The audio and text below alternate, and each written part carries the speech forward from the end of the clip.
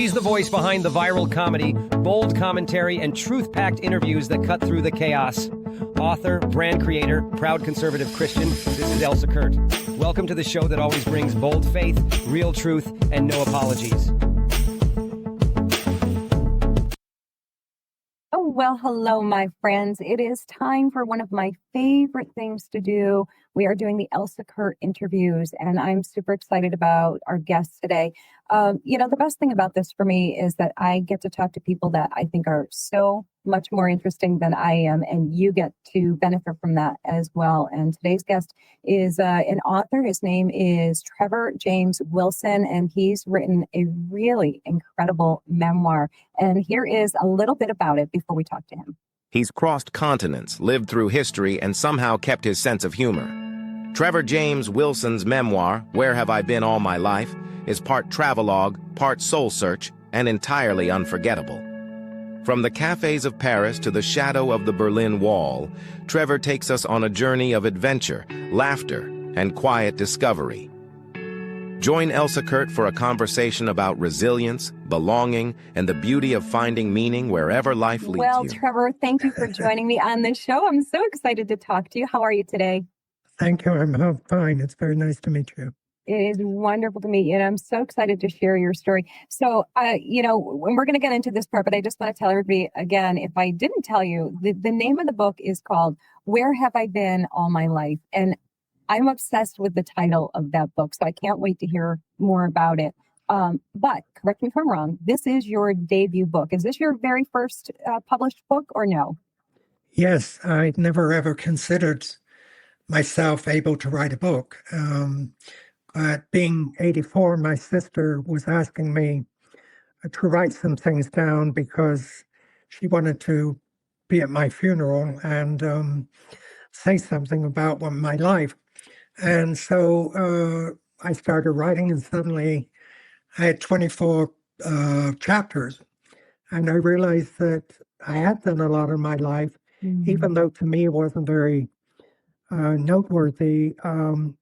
People who talk to me think that I've had an interesting life. And I've been able to travel the world since I was 16 years old. And I've lived in 3 countries, England, where I was born, Canada, and the United States. And I think it's been my way of educating myself to not only the ways of the world and different peoples, but how people think and how you can inadvertently upset somebody by being careless. So it's taught me to be, I think, a better person. And so I thank travel for doing that for me. Absolutely. What an incredible way to learn about the world and about life. Then, what better way than to experience it, to be immersed in it, and, not sitting necessarily in a classroom. And there's nothing against classrooms, because somebody will take that wrong. Nothing against classrooms, but real life experience is so incredible. And this memoir, it's just a sweeping memoir that takes us from Paris to Berlin to Switzerland and beyond, of course. So we're going to start right there. How does it feel to finally share your story with the world? It feels like a weight off my shoulders, like maybe I've been trying to tell the story for so long, never even considering that a book would be the way to do it. Usually it's at dinner parties and I share anecdotes and I enjoy the reaction. But it really is a way to help people who are unsure of themselves. And I think that starts when you're very young. If you have somebody who encourages you to be adventurous, you can do a lot of things. If you've never given that opportunity, you lead a very mundane life. So the idea of the book was to help somebody, maybe in the 30s or whatever, to realize that looking at me, they thought, well, that's not a very important person. And yet he had the courage to do things that were sometimes unknown, sometimes dangerous. And yet everything worked out well. So maybe it's worth taking a chance. Nothing ventured, nothing gained, I guess. Mm. I love that I love the lens that you look at this through, that it's not just that you have these great adventures and you want to tell people about it because you just want people to hear about it. It's because you want to help other people be able Yes, to do those types of things, whether it's travel or take any kind of chance on themselves, right? And I you, think that's such a you beautiful know, gift to offer to the world. So you, you absolutely can beautiful. apply it to anything. It doesn't have to be travel. It's just your job or anything. Hmm. You know, I spent 35 years of my life in banking, which I really didn't like at all. But there was nothing to stop me. Ended up being a senior vice president of Chase Bank in a profession that I hated. So you can imagine what I got into travel in my 50s as a professional travel agent. It was so easy because it was a pleasure to just do my job, you know. And they Mm. take groups all over the world and to see them. Uh, I remember taking a group to Switzerland once, a walking tour, and I gave them a Swiss pass, which was good for a week of travel, and sent them off on their own to try and make connections and do things. And they'd come back and they were so excited about the fact that they got home and they saw everything. And that gave me the idea that not everybody has the initiative to do things. Mm. And many people look at pictures like me in front of the Taj Mahal and they think, oh my God, I wish I could have seen that. Well, there's nothing that stopped them doing it. So that's why those little teasers in the book is saying these things you've heard about can be yours. And you will have things to tell your grandchildren and spread the word down. So I think it's just this world that you're opening up and it becomes much bigger than yourself. And Absolutely. so that's the key to it, I think. I love that. Did I understand you correctly? Did I hear you right that you said that in your 50s you left a high position in a long-standing career to start a completely different profession, really? That I mean, Yes.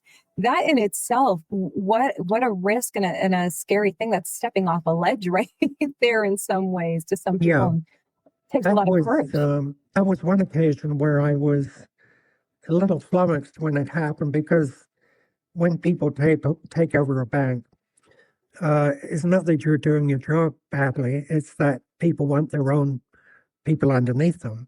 And so they get rid of the top management. Um, but I actually did, and I'm ashamed to admit this, but I actually did a year of modeling You did. That doesn't surprise me at because all, sir. because at 50 I looked pretty good then. And so I did that and I realized it was fun, but it wasn't me. Hmm. And I realized what I really love doing most is taking trips.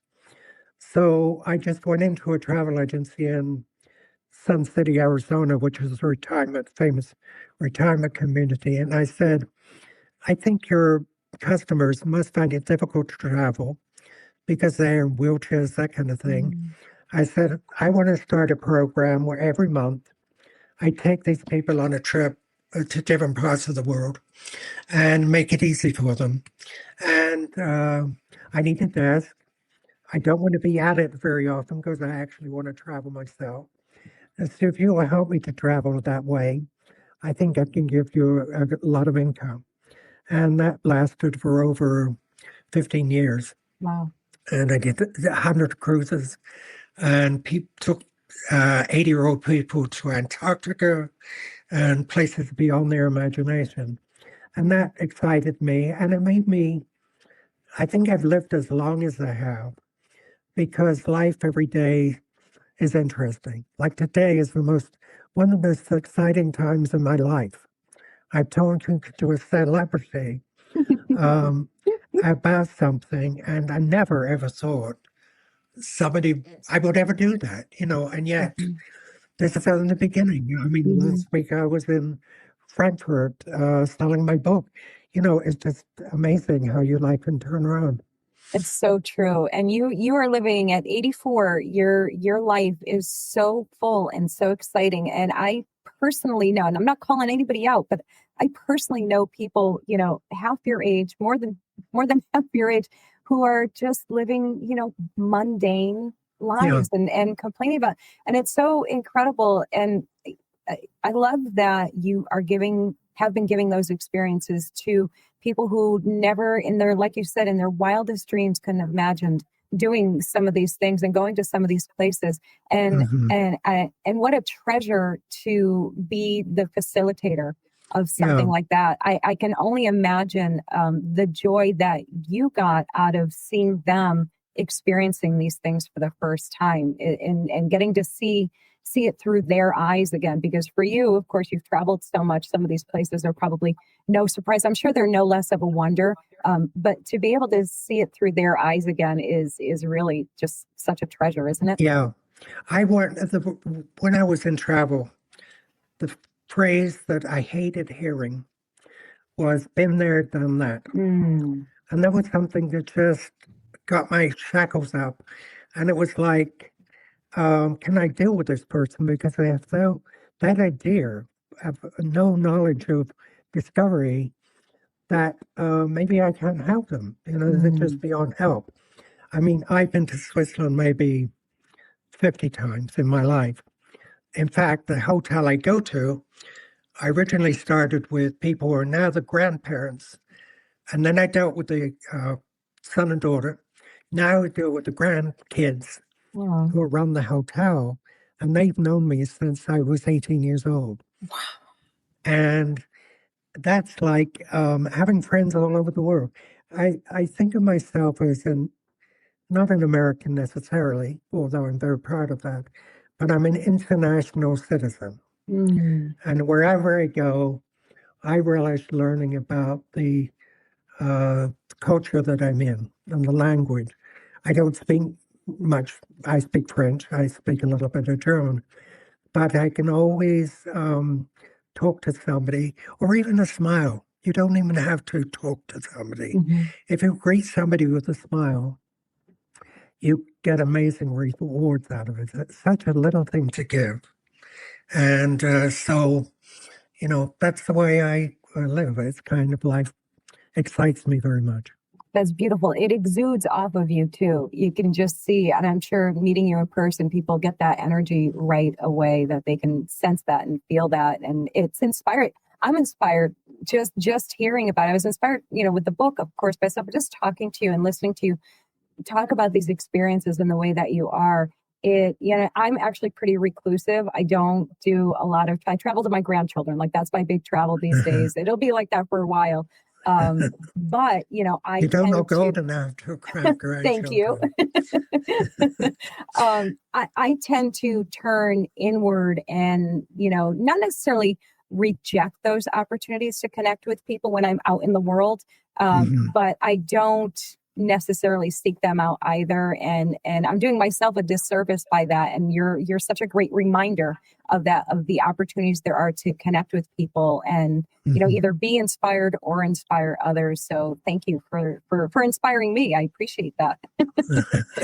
As I'm thinking about this now, I would imagine obviously that it's one thing to live all of these adventures, but it's got to be another thing entirely to just sit down and relive them all on paper. What has that experience been like? Has it been good, bad, all of the things? Does it give you that nostalgia?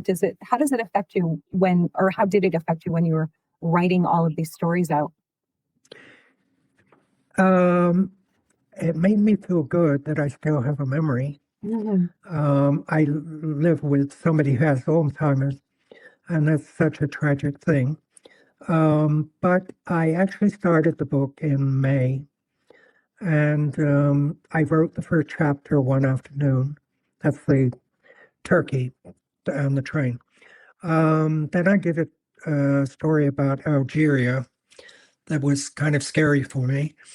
And I thought, that is coming back so easy. So my mind, I think, has been for me, categorizing all these stories, putting them into some order.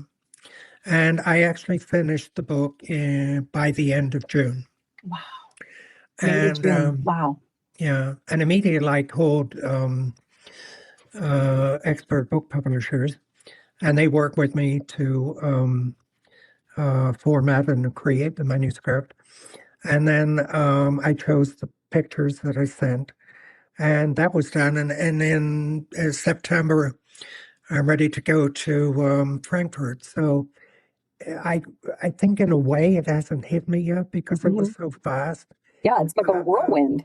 That it's almost too easy, but I'm always aware that everything can be improved. And I now want to start writing about my life experiences as a memoir of growing up during the war in England and seeing bombs dropping and then coming to America and leading a different life. And it's the format is in my head now.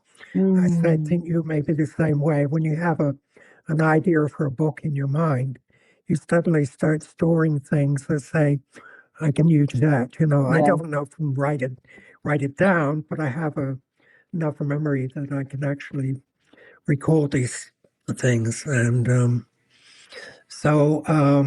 but travel has been one.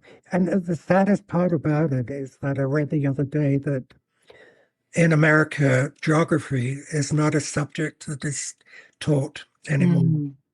And I think that is so sad because if that hadn't been the case when I grew up, I wouldn't have got into travel. I mean, I loved reading stories about different climates and things. So I think that's a sad thing. But I hope I can take the place of a geography book by writing about it and make somebody say geography is worthwhile after all. Oh, absolutely. I was such a slacker as a student when I was a kid that, if I had been taught geography the way that you are essentially teaching geography, it would be such a different experience, just such a different everything instead of just like this dry, map on a piece of paper. It's like it's breathing life into it, which is, I think that's what captures people's interest. So most definitely. And I have to tell you, I'm still sitting here in awe that you were able to write this book, one in such short order and in a short period of time.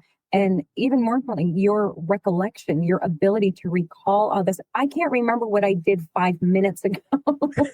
like to be able to remember, things with such clarity and detail and sharpness. And the book, the passages in the book are so vivid. You can smell the smells and you can see the people in your head and you can see this, you can see it as you're reading it. And that is just, I mean, that's an author right there. Yeah. That is an author. That's a writer. And I love that you said you didn't consider yourself a writer before this, correct? No, I never thought of it. I mean, I wrote letters to my grandmother, but that was, I never actually sat and made journals or logs or anything like that. But it's funny how, when I look through the book, there's pictures of other people would probably find interesting. But to me, the one that I love the most is the picture of me on the ground in Switzerland and a cow licking my leg. Oh. That the cows in Switzerland are like beautiful. They have beautiful soft skin. They have bells around their necks, and they're so majestic. And to be approached by one was an honor. It was like I love cows. So me, yeah. And that's the things that I remember about life. I remember the times that people have been kind to me. I remember music when I was in a particular place. And so all those things help to keep your mind active and realize you've been very, very lucky in your life. And so that's why I think I want to make sure everybody has the best life that they can. Travel may not be the thing, but reading my book may help them to solve different problems, different relationships, and and give them the humility, because I think that is a very important part of getting on in life. You have to be have humility to be open enough to accept help or advice or something from somebody else.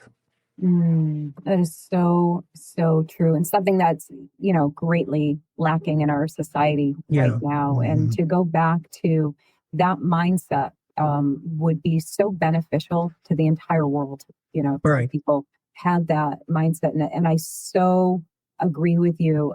Gratitude and humility, I think, have to be, just one of the first thoughts in your mind every single day. And it does Yeah. change. It changes how you see the world. It changes how you interact with the world. If Right. you enter everything with that attitude of gratitude and humility and just, putting it all in perspective like that, it's Yeah, just it's like a life in the changer. political scene, people have different ideas, but there's Mhm. no reason you can't listen to another person's point of view. Right. These days, people don't, they shut themselves out to the other side, Mhm. and nothing gets done because of that. There's no negotiation, which I think to me is the main part of diplomacy. You've got Mhm. to bargain. You can't have it all your own way. Right. So, but no, I'm very, very happy person Mhm.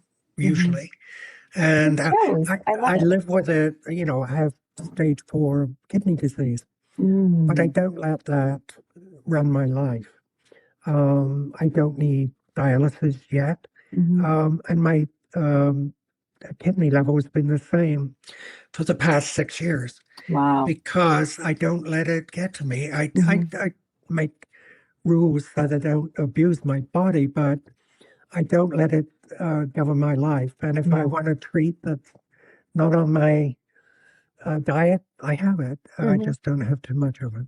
Yeah, it should be like the rules for life in general, whether you have health concerns going on, overt health issues going on or not. It should be the kind of the rule of life, like everything. It's the whole, it goes back to the whole, like everything in moderation, Yeah, all of this, don't deny yourself things, but also don't overindulge, it's the balance. My husband yeah, and I talk about that all the time. Everything in life is about balance. And if you have balance, you are, so right, those are the things: gratitude, humility, balance, like the recipe for life. I think we just solved all of the world's problems right here in this little interview. I think if everybody yeah, would just listen to us, they will live a very, very happy life.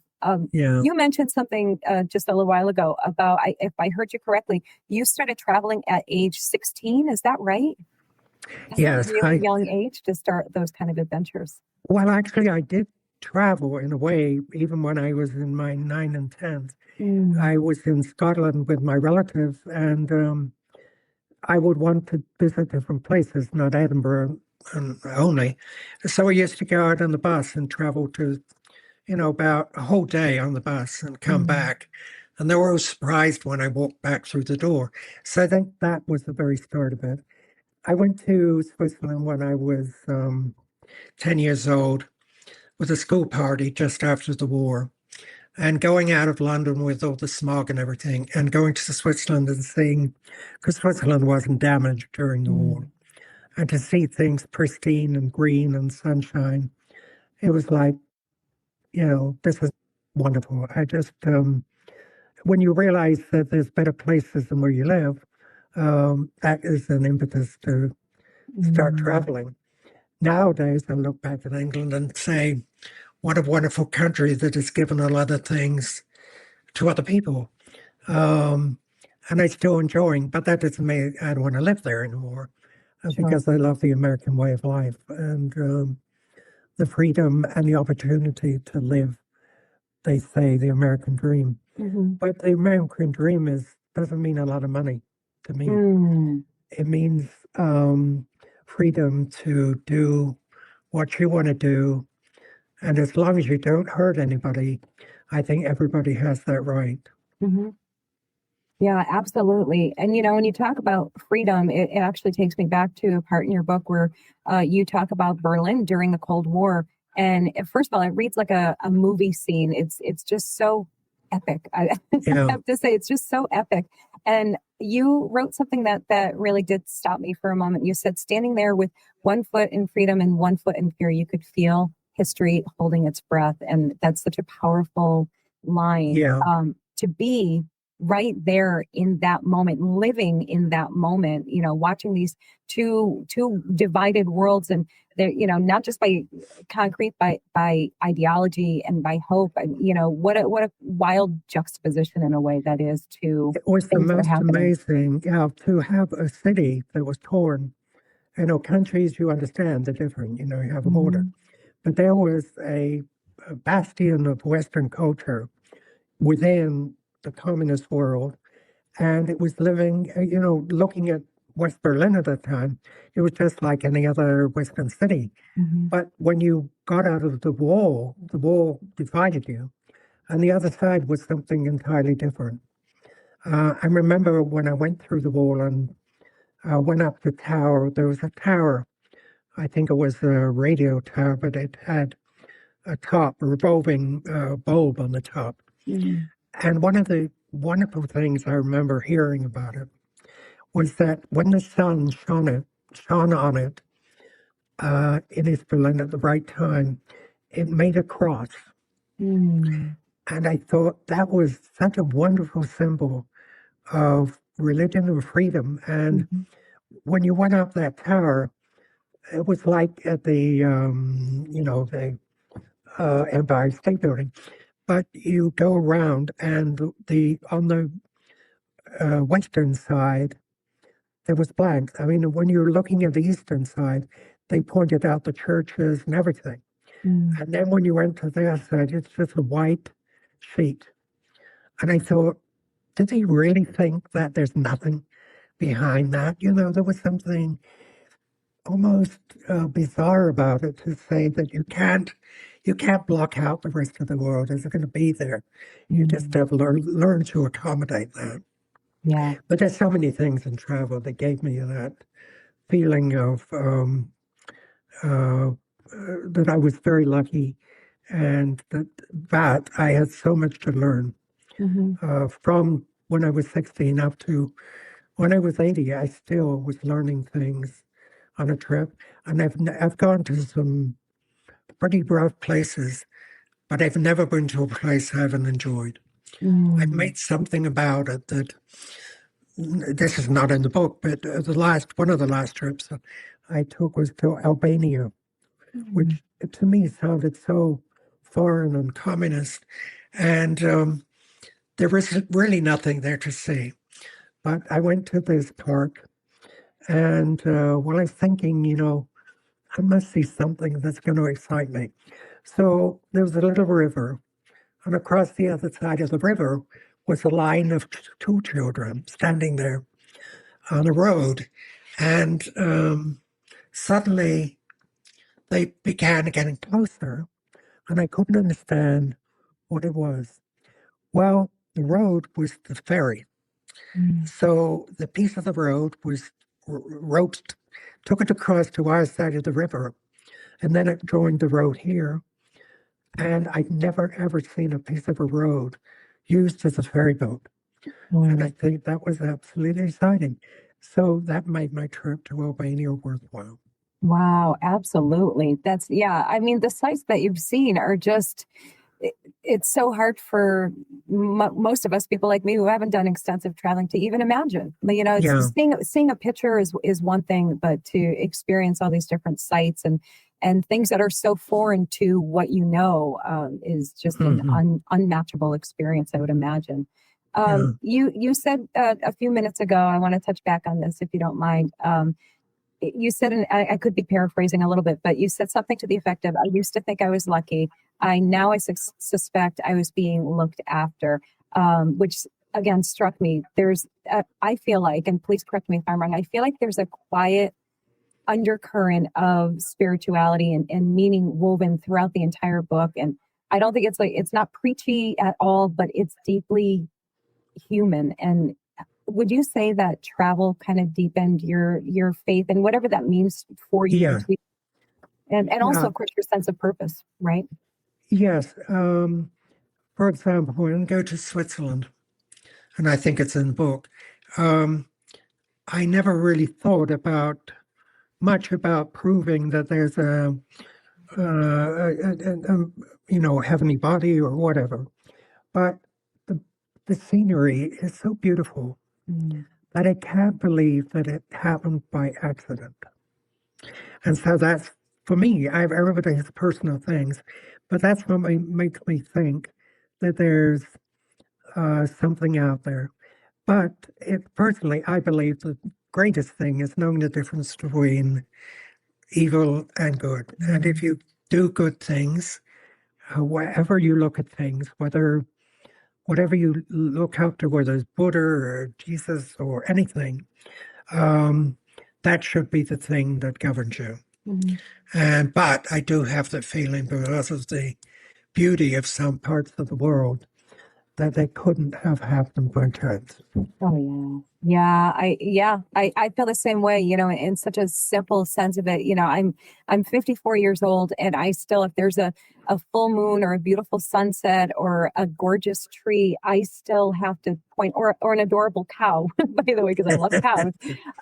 I still have to exclaim like a child, oh, look at the sun. Oh, look at the moon. Look at that tree. Yeah. Look at how green the grass is. And it's just, there is something about nature and just its absolutely delicate beauty, but also the incredible strength for these elements to exist in continuity like that is just, it's awe-striking, I think. So yeah, I have to agree with you on that fully. Yeah, because they don't, what about, and there's people who try to seduce you, and that's a human thing.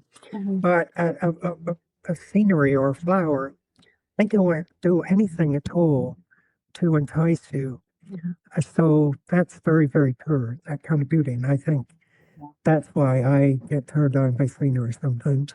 Yeah. Oh, it's so wonderful. It really is. It makes me want to go outside. Right? Can we take this interview outside? It's actually a little chilly here. It's chilly here where I am. I'm not going outside right now. Yeah. You mentioned Switzerland. So some of the most vivid writing in the book comes from your time there. How did those experiences shape your outlook on people in general? How do I think the fact there's something in Switzerland about walking, doing something off your own steam. And I started my life in Switzerland by hiking in the hills and doing that. And when you walk along the roads, the paths, the other thing that's wonderful about Switzerland is that the signposts saying to go to somewhere down a path have it in time. So it doesn't say how many miles it is. It tells you how long it takes you to get there. Oh, I love that. Oh, I love that so much more. That's really, really interesting to me. And the people who walk, I used to travel with my cousin who has died, but he was, did everything I said. And as you walked along, it's customary for people to greet one another, those who pass on the paths. And we used to look at the distance and see the person coming toward you and say, oh, I think they're French. So we'd say, bonjour. And of course they say, guten Tag, it's like, so we got that one wrong. But that's what we did each day, was to guess. That's so fun. The nationality of the people come towards us. And the other thing is about Switzerland, about discovery, is when you're down at the bottom of a valley, and this is true in the place I go to, as the funicular climbs up, suddenly the mountains come visible. You can suddenly see these white mountains, and they're exposed inch by inch, and you'll have all these mountains around you. And I love that unveiling, as I call it. Also, when it's a bad day in Switzerland, all you see is clouds, but you know that one time, suddenly the cloud is going to go and the mountains are back. And there's so much that's why I can spend a week in Switzerland just doing nothing, just enjoying. Waiting soaking it all in, to right? change. Yeah. Is that your favorite place to go? It sounds like it'd be your favorite. Is it your favorite? Do you have a favorite? Overall, although there are other places that I like a beach in somewhere, or like in Tokyo, I enjoy the way that people live, because to me it's very much like England. There's lots of people on a small island. Tea is the main thing in their life, and they're very polite. So, Mm. I love that, so every place that you've talked about, including, I think, what was the last one? Albania, I think you yeah, said, and you started off by saying, there wasn't much to see there, but you find something beautiful or joyful or appealing about every single yeah, place you go. And I suspect that you would be able to do that in the most unappealing place ever. You would probably be someone who could say, yeah, but this mhm. here is, you would find something good. And that is such an absolutely charming quality. So It's I like love that. my time in Algeria, which, if you read that chapter, was kind of scary.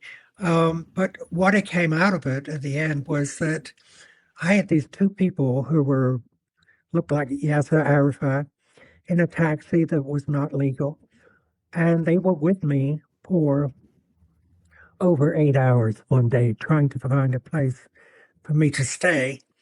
And then they left me at this place, which was horrible.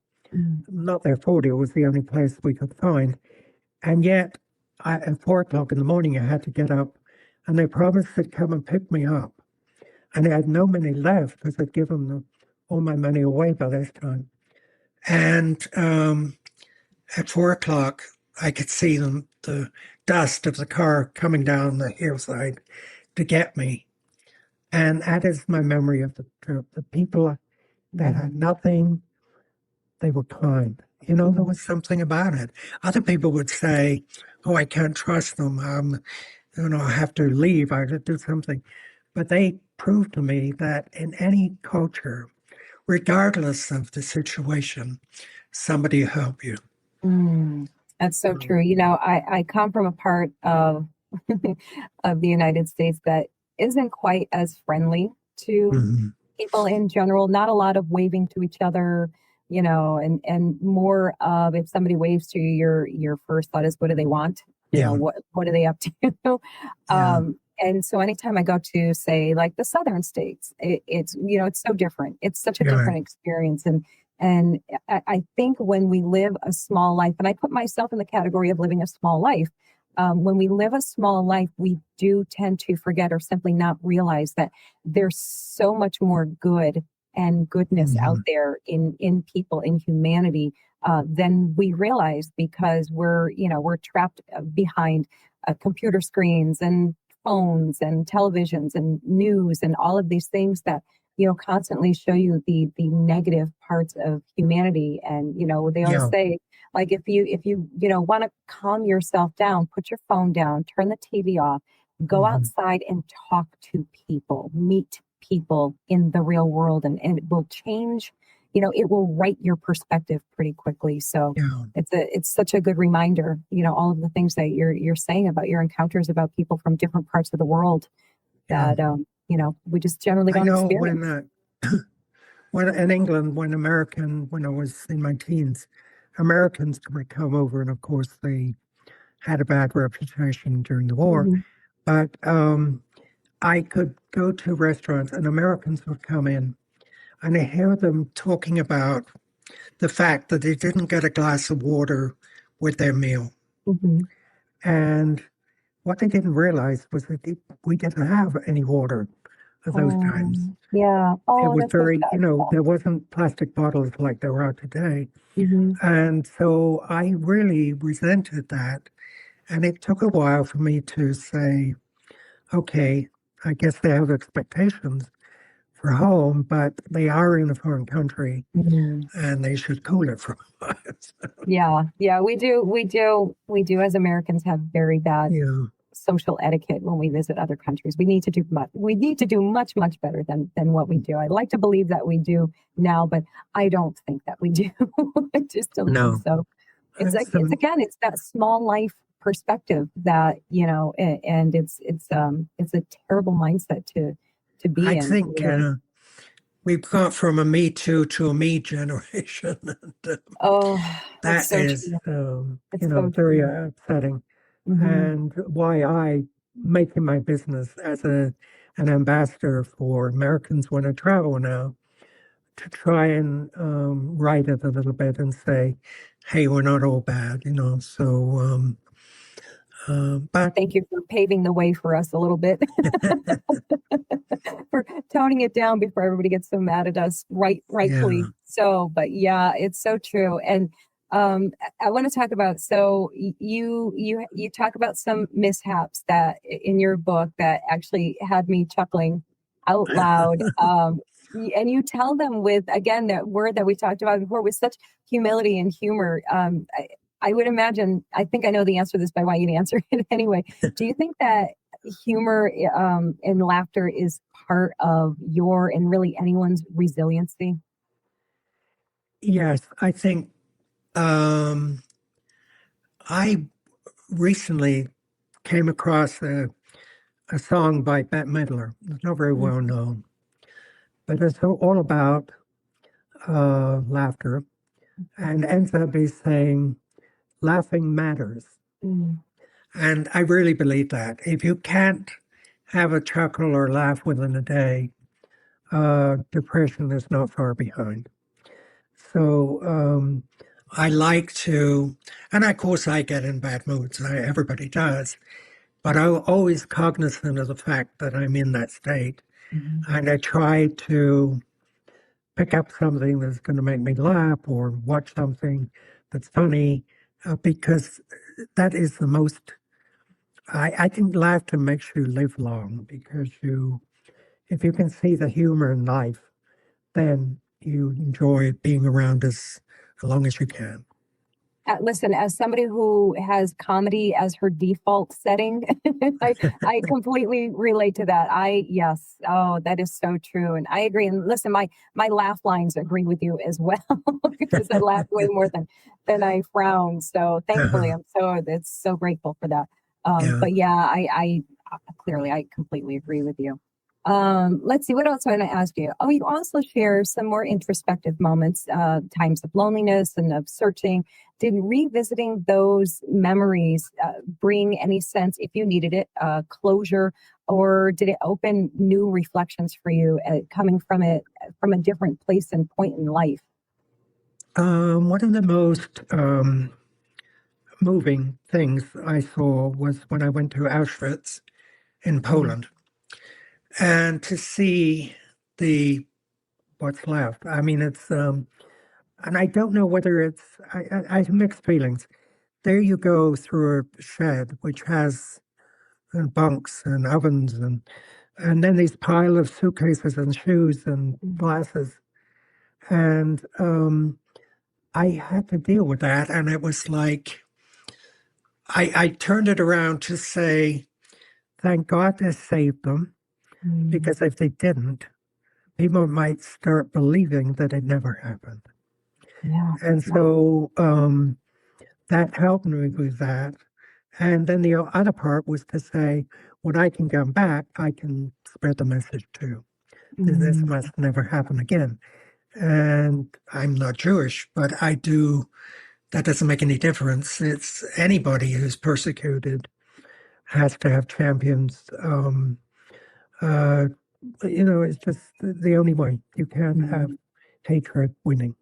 Yeah. Yeah. And that's, part of one of the biggest problems that we have now, that people want to erase history and pretend that things didn't happen because it's ugly Yeah, and because it's uncomfortable and all of those things. And you're so, so right. If those, and what an amazing way to turn something that's so gut wrenching and so hard on your heart to even see, because we do tend to want to turn away from things that are ugly and painful and hurt, to even yeah, look at, to think about, but to look at that, to see the suitcases and the shoes and the clothing and all of these things, and to stop yourself from turning away and finding what you could make good from yeah, something so bad, so terrible. right, right. Again, I used the word in the beginning with you, and I have to say it again. It's such a treasure to have someone like you specifically, going out and doing these things and sharing what you've seen and what you've learned and what you know Yeah.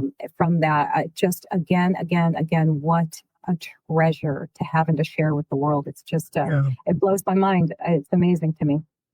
The one Um, thing, mhm. I don't know if you read the chapter about France, which I love, but this family who, older couple who kind of adopted me once. And when I asked them one day, why me? You know, why did you pick on me to be nice to? And they said, because you're about the same age that our son would have been. He died during the war. And when we're with you, we think we have him back for a while. Oh, my heart. Oh, And yeah, that was such a responsibility to me, sure. you know, because it was like they were so raw in their feelings about Mm, it that I ended up for 10 years always visiting them when I went to Paris wow. because I knew they were going to be part of the family. Mm, wow. Wow. That's just incredible. I know we've kind of touched on this in parts here and there, but the writing process itself and that for you it came very easily and very quickly. But there are parts typically authors find difficult in their and it's different for everybody. I think some people hate the editing, some people hate, different, or I hate's a strong word, but dislike certain parts of it. Hmm. Was there any part of your writing process that you found either tedious or just unenjoyable or just unpleasant? Or was it just I have a feeling with you, I feel like it was a great experience all around. I was excited all along, mainly because after I wrote it and I sent it off without even, I didn't even read it. I just sent it off. I Mm. thought that's their job. They did. But I then got the proof and I read through it. And what was exciting to me was that it lived again for me. It was like having the trips all over again. And it was a Mm. wonderful feeling because I never thought that that was why I wrote a book, Right. even more for other people. But I got a lot out of it. And I don't know whether it could improve. I don't know. In my way of thinking, it's like if it's a memoir, it should be the first thing do your words and you don't try to tart it up as something else. So Hmm. I was quite happy with what I read, and that was an extra bonus that I didn't consider. That's wonderful. Absolutely wonderful. Yeah, I have to admit, there's very little about the writing process that I don't love. I've come to love all different parts of it. I was always impatient about the self-editing part, because Mhm. you get in that, well, like, well, I already know the story because I wrote it. I know the story, but, so I would get a little, and then I just had to do that little mind shift of like, no, this is really exciting. You get to read this from, take yourself out of it essentially and Yeah, read it from a different perspective, which is what you got to do with your book, reading it, after they had done their stuff. And especially if you get a little time away from it, which is, hmm, a couple few months probably, right? Or weeks or yeah, whatever the case was. And then when it comes back to you, you're like, oh, I wrote this. I wrote yeah. this. I wrote this. It's a wild feeling. How did it feel holding your book in your hands for the first time? Oh, that was incredible. I have it here actually by Oh, the hold it up. side of me. Um, because it was the hardcover, which Hmm. is very impressive, Yes. paperback.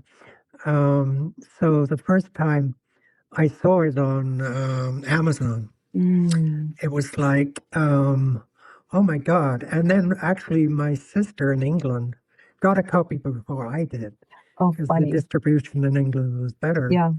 And she was actually the first person to see. I mean, I knew the cover because that I designed with them, but to actually see a hard copy and realize that I thought about libraries all over the world, and I thought Mm. about, oh my God, one day this will be in a library if I'm lucky. But anyway, even if my book sells 0 copies, I was still been the most wonderful experience. And talking with you and making an old person feel young Mm. again I think you are, I think mentally you are younger than me, sir. I think you definitely are. I think you have more energy in 1 hour than I have in an entire day. I think you are so inspiring to just live life fully. It's just such a joy to sit and talk with you. It really That's is. very sweet of you. Thank you very much. Oh, you're so welcome. I do have one more question for you before I ask like the final question. Okay. If you could revisit one moment in this book, and not necessarily to change it, but to relive it, what would it be? I'd like to go back to the cow and see if he'll still lick me. Oh, I love it. That was a perfect answer. That was the most perfect answer that could ever be. Yeah. That would be my answer. Anything to do with the animals, that would be my answer. That's beautiful. I love that. Okay, now for the truly last question. Where can everybody find your books and find out more about you? If there's a website, I think you mentioned Amazon. The Amazon sells the book. Actually, I found that there are several books with this title. Okay. For different subject matter, nothing to do with, mainly to do with getting through a difficult period. But mine is more humor-based, I believe. So Amazon and Barnes & Noble has it. In fact, I'm doing a book signing in Barnes & Noble next week, I think. Awesome. But I think there is a website called trevorjameswilson.com, and that has pictures of my trip to Frankfurt to the book fair, and also probably something from this talk with you when I'm done. Yes, indeed. Yes, indeed. There will be. I hope so. At least. I want to be on there. Yes, I love that. That'd be so amazing. I cannot thank you enough for coming on and sharing your stories and your heart and just your humor and your exuberance for life and all of your adventures. And thank you so much for coming on today. I appreciate it. It was a pleasure. And I can tell you one thing, that you put me at such ease that it's very easy to have a good time. Oh, I'm so glad. So, good. I'm so glad. No, I could have just sat back and said nothing and let you run this entire thing and you would have done phenomenal because you're just a joy to listen to. So thank you. Thank you. By the way, can I just say, I feel if you haven't thought about it already, I feel like you should narrate your own book because you have such a pleasing voice to listen to. I'm just throwing it out there. Just, putting more on your plate to do. It has been discussed, and they told me about hiring people, and they would come up with male and female, and I thought, that doesn't make any sense. A woman couldn't write this story or read this story because it's my story. But yes, I'm planning on doing it myself. Oh, good. When I get hold of a microphone and something that makes it work. I'm very bad at the mechanics, so if somebody can send me a microphone and a recording device, I will go through it all myself. Awesome. Oh, I love it. Good. That will make my heart so happy. I'm going to put that in my like watch list or wish list in there, or I'll have you text me or email me when it's available in audiobook too, because I want both. Thank you so much. Oh, thank you. Had a wonderful time. Wonderful. I'm so glad. I did too. Thank you. All right, my friends, thank you all for joining us for this special interview. The links will be in the show notes. You'll be able to get the book, all of those good things, and we will see you in the next episode. Take care. Bye-bye. You've just met Trevor James Wilson, author of Where Have I Been All My Life? You can find his book on Amazon, Barnes & Noble, and most major online retailers. To learn more, visit trevorjameswilson.com. Thanks for watching the Elsa Kurt Interviews special.